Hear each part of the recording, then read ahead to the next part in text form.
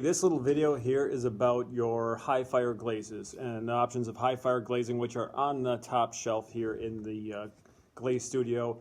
The high fire glazes, which are on the top shelf, are a hotter or higher temperature than the low fire glazes on the bottom shelf. High fire glazes are also, as you notice, they're in a bucket, not a bottle. And high fire glazes actually fire to a hotter temperature, which is cone 5 and cone 6, which is a hotter temperature than cone 05 and 06, which is a different temperature. So you cannot mix the bucket glazes with the bottle glazes.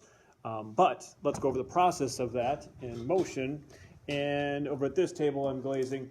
And these glazes can be placed in a couple of different ways. I typically like to brush them on. And if you're brushing on the glazes with the brush, you would stir them up first because they do settle.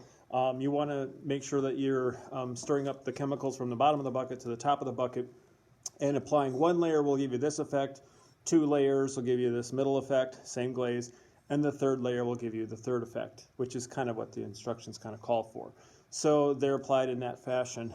Another way that you can apply these glazes is you could actually take a cup of the glaze and you could pour it into a particular surface, and they can be poured in to that surface, and then you could actually swirl them around, and then you could pour them out of that surface. So they can be poured in and poured out. That is sufficient. You would do that one time, or you can dunk them, and you could dunk them into the surface one time, and dunking will give you that same effect. So those are the high fire glazes.